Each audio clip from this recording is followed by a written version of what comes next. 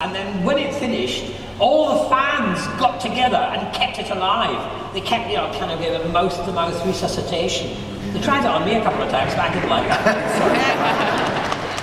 So I was delighted. When it came back, I felt, vindicated. Yes, I said. I believed it would. I didn't know it was going to be so fantastic. But anyway, there we go. I'm glad it is.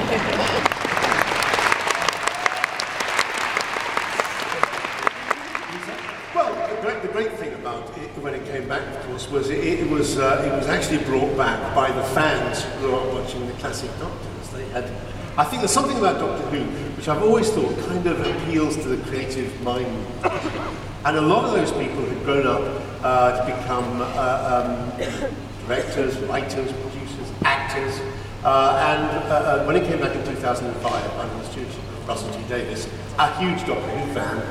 It was really a case of the lunatics running the asylum, and what a great job they did of it. It was fantastic. We're all bonkers. Yeah. I mean, I'm very struck when I go down to Cardiff, in that Doctor Who office. How many people in an office are just Doctor Who fans, genuine Doctor Who fans? Yes. Well, it helps them to make a good programme, doesn't it? Yeah, absolutely. From 1989 onwards, that's when most of my children were born. So for them, Doctor Who had never really been on. My oldest daughter was 4 when it was cancelled.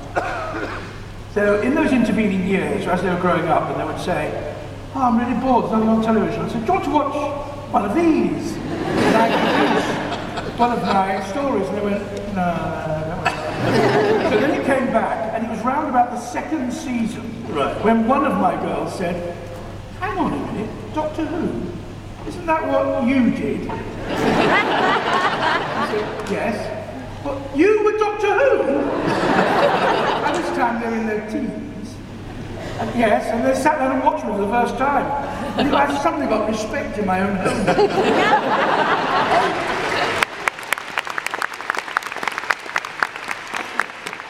I have a great debt of gratitude, indeed we all do, to Russell T Davies for having the idea and for standing up and fighting for it.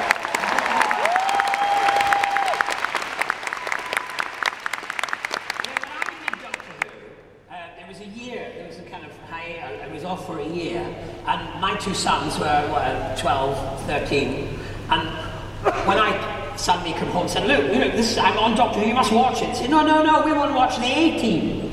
So I lost out to the A-Team. I did manage to brainwash my eldest son with episodes of myself as the Doctor before it came back in 2005.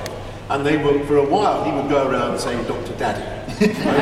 Daddy. And this all ended when the series came back, and I was immediately just thrown in the dustbin. And they were just addicted to Doctor Who, the new series. I remember you telling me, when I asked you around about the time that Doctor Who had come back, I said, "Have you seen any of the episodes?" And you said, "I've seen them all 10 times. Yes.